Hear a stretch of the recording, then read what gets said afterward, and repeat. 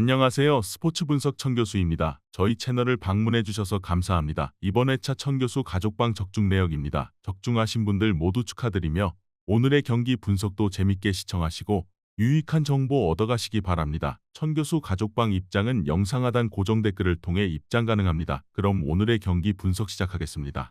6월 29일 J리그 일본 축구 5경기 분석 시작하겠습니다. 첫 번째로 요코하마 마리노스 대 도쿄베르디 경기 알아보겠습니다.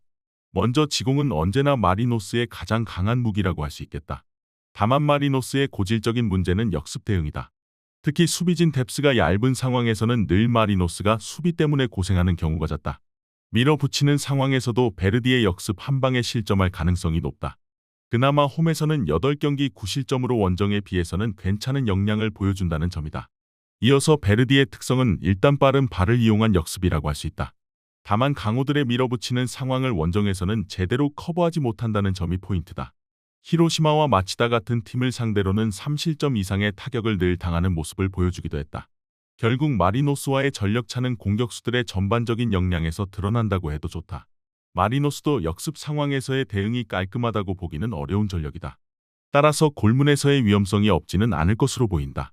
물론 지공과 전개 모두 공격수들의 전반적인 결정력 능력은 늘 높은 평가를 해줄 수 있는 팀이다.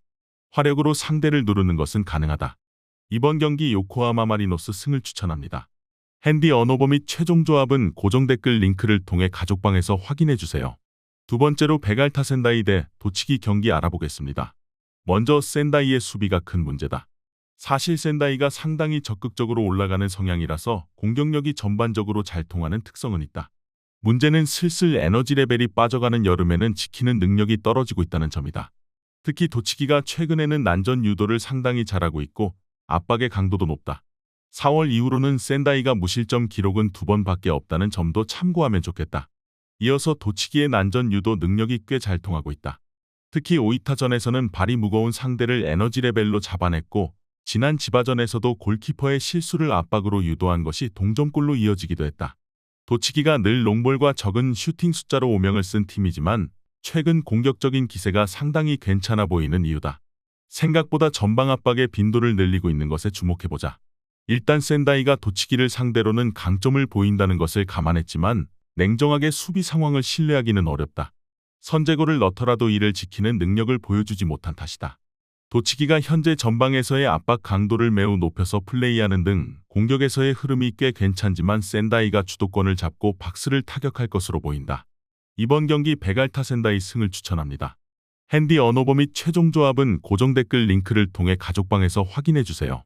경기 분석 잘 보고 오셨나요? 다음 경기 분석 보시기 전에 천교수 가족방 입장하시는 법 안내해드리도록 하겠습니다. 첫 번째로 영상 하단 댓글을 클릭해주세요. 두 번째로 링크를 클릭하신 후 세 번째로 채팅 참여하기 클릭하셔서 문의 주시고 답장 기다려주시면 됩니다. 남은 영상, 유익한 정보 얻어가시길 바라며 이어서 다음 경기 분석 시작하겠습니다. 세 번째로 더스파 군마 대 후지에다 경기 알아보겠습니다.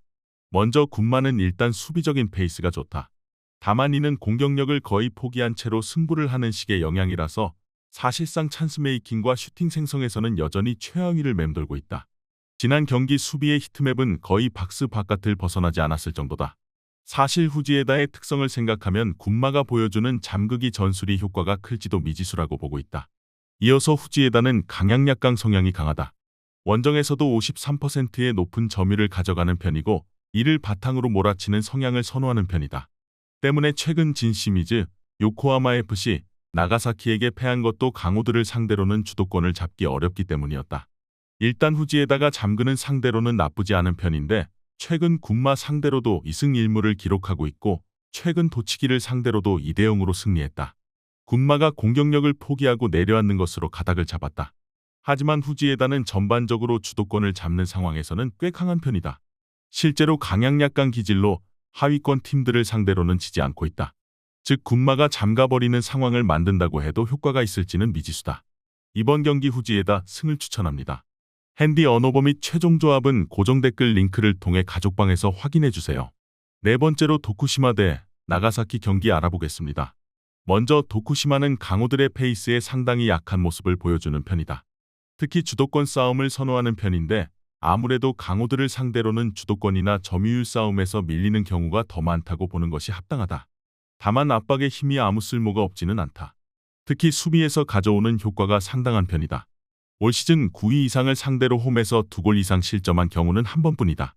이어서 나가사키는 현재 가장 좋은 밸런스를 보여주고 있는 팀이라고 보고 있다. 특히 최근에는 매우 공격적으로 가면서 추가 득점을 노리는 식으로 가고 있는 상황이다. 이는 수비력에 자신이 있기 때문으로 볼 수 있겠다. 왼쪽 풀백이 중원으로 들어오는 움직임으로 수비형 미드필더의 수비력 부하를 줄여주는 것이 나가사키 밸런스의 힘이다. 나가사키의 밸런스를 신뢰해야 할 것으로 보고 있다. 일단 나가사키가 수비적으로 밸런스가 상당히 좋은 편이다. 따라서 나가사키가 공격적으로 가는 상황에서도 팀의 코어라인이 흔들리지 않는 것으로 해석할 수 있다. 일단 도쿠시마도 압박 싸움에서 수비적인 안정세를 가져오는 효과를 보고 있지만 주도권 싸움에서는 아무래도 강호들에게 한계가 있었다. 이번 경기 V 나가사키 승을 추천합니다. 핸디 언어버 및 최종 조합은 고정 댓글 링크를 통해 가족방에서 확인해주세요.